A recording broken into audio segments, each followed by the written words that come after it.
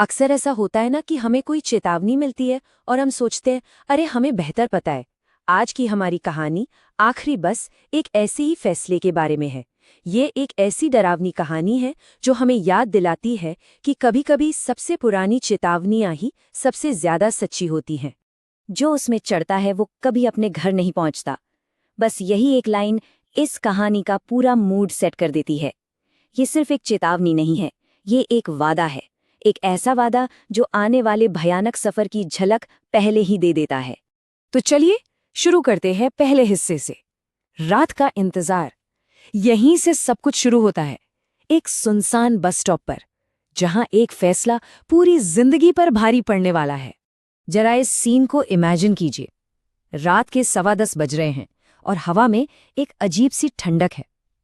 एक वीरान सा बस स्टैंड जहां सिर्फ कुछ टूटी फूटी बेंचें हैं और एक पुराना साइन बोर्ड है जो बता रहा है कि मंजिल भैरवपुर अभी भी 42 किलोमीटर दूर है। खामोशी इतनी है कि दिल की धड़कन भी साफ सुनाई दे।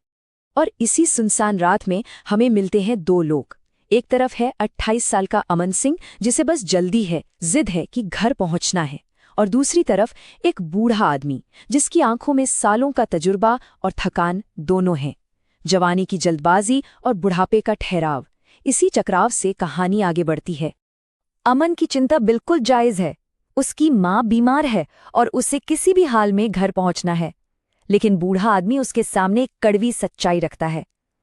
रात 9 बजे के बाद यहां कोई बस नहीं आती।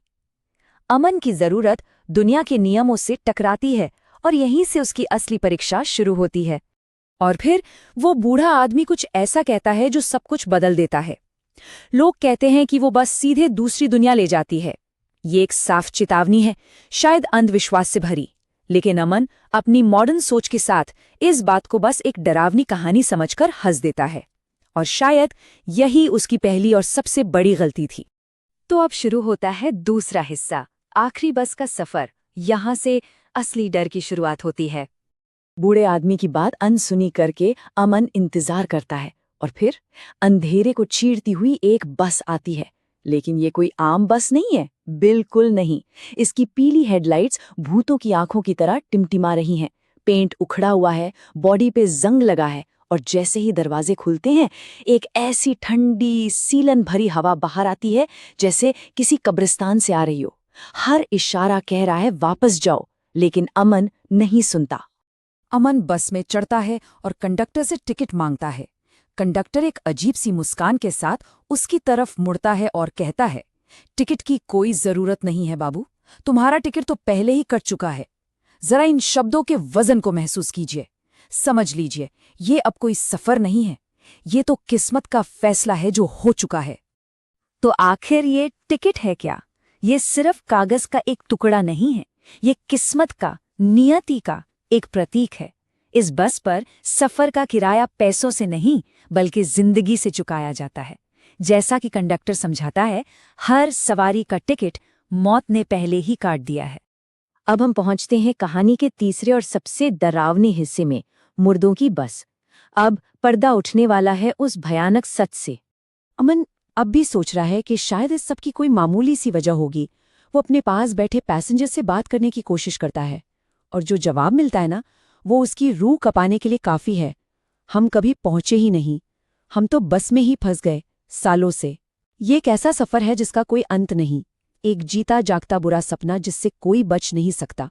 और फिर एक एक करके बाकी सारे लोग उसकी तरफ मुड़ते हैं। और ये लोग आम इंसान नहीं हैं, उनके चेहरे पर मौत जैसी सफेदी है, आंखें बिल्कुल खाली और सफेद हैं। वो उन जख्मों को देखता है जिनसे उनकी जान गई थी। किसी के गले पर गहरे निशान, किसी का सिर कुचला हुआ, खून के धब्बे।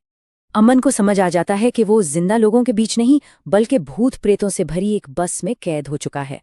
तभी एक बूढ़ा पैसेंजर अपनी कहानी सुनाता है और ये कहानी अमन को अपने ही भविष्य की एक झलक जैसी लगती है। 12 साल पहले अपनी बेटी के जन्मदिन पर घर पहुंचने की जल्दी में उसने भी चेतावनियों को नजरअंदाज कर दिया था। अब वो हमेशा के लिए इस बस में फंसा हुआ है। अमन असल में अपने आने वाले कल को देख रहा है। अब अमन गिड़गिड़ाता है, उतरने की भीख मांगता है, लेकिन कंडक्टर उसके सामने आखिरी भयानक सच रखता है, ये बस उन लोगों के लिए है जो चेतावनी सुनकर भी जिद करते हैं। मतलब ये बस कोई एक्सीडेंट का नतीजा नहीं है, ये तो एक जेल है, एक सजा है उन लोगों के लिए जो घमंड में सुनने से इनकार कर देते हैं।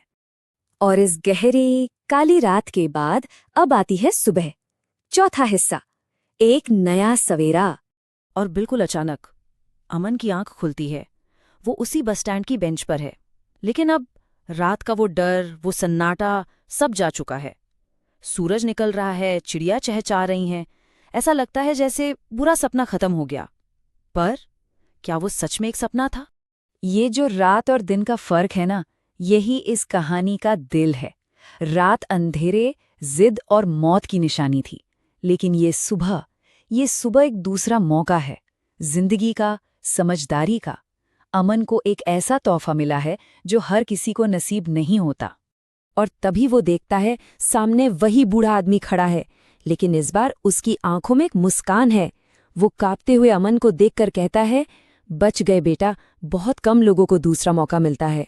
ये इस बात का सबूत था, वो सब सच था और वो किसी चमत्कार की वजह से बच गया है। तो इस पूरे डरावने अनुभव से अमन ने क्या सीखा? एक बहुत ही सिंपल सा लेकिन गहरा सबक, कि कुछ नियम, कुछ चेतावनियां बेवजह नहीं होती। चाहे वो बड़ों की सलाह हो या अपने दिल की आवाज, कुछ बातों को अनसुना करना बहुत भारी पड़ सकता है। और ये कहानी हम सब के लिए एक सवाल छोड़ जाती है। जब जिंदगी हमें कोई चेतावनी देती है, किसी की सलाह के रूप में या एक अजीब सी फीलिंग के रूप में, तो हम क्या करते हैं? क्या हम सुनते हैं या फिर अमन की तरह अपनी ही जिद में उस आखिरी बस पर सवार हो जाते हैं?